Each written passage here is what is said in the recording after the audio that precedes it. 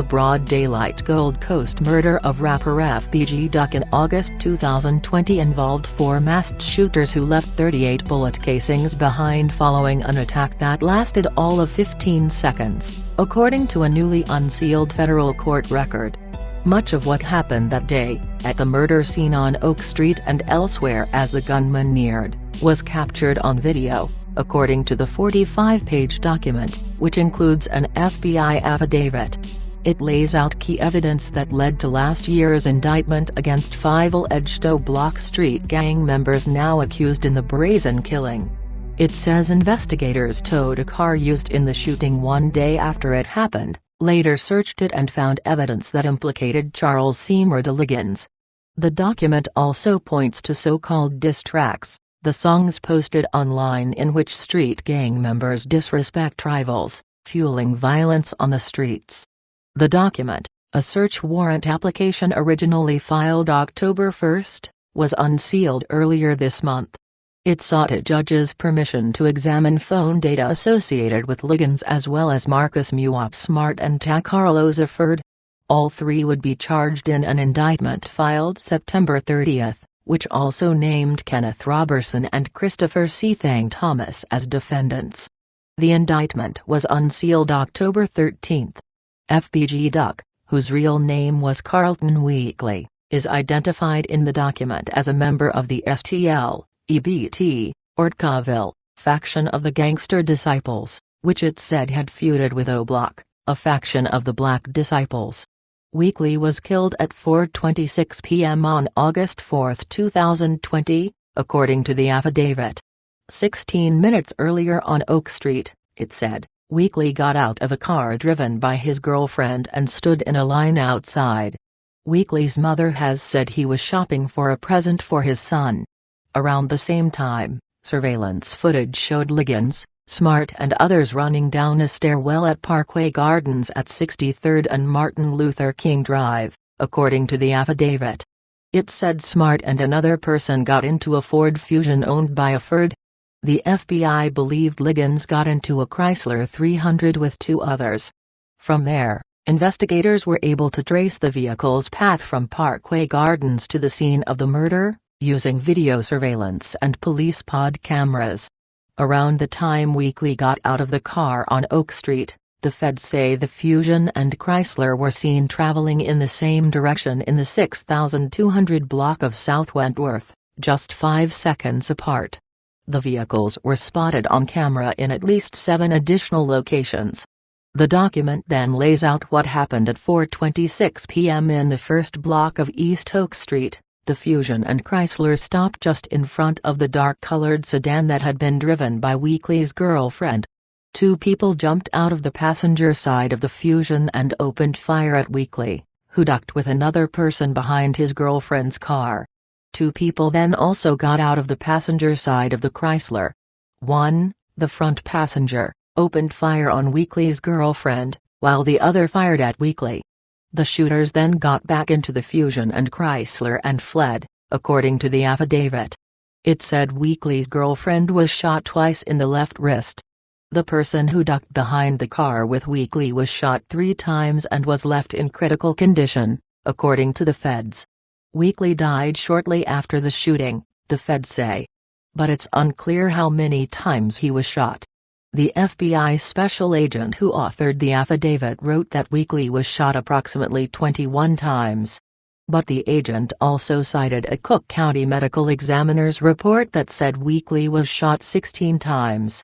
Man charged in FBG Duck murder order detained. 38 cartridge casings were found at the scene, including one .357 caliber casing.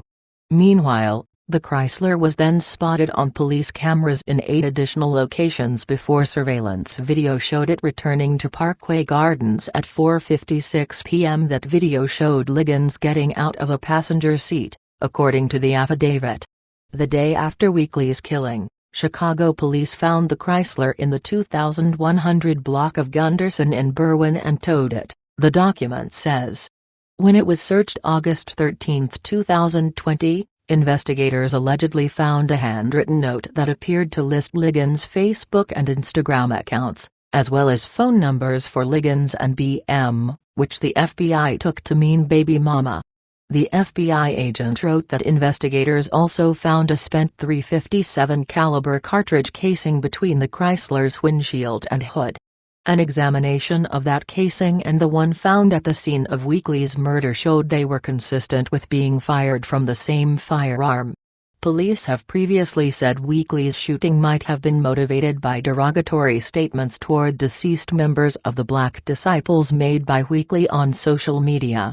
The FBI affidavit points to multiple online videos, including a July 2020 YouTube rap video in which Weekley performed as FBG Duck.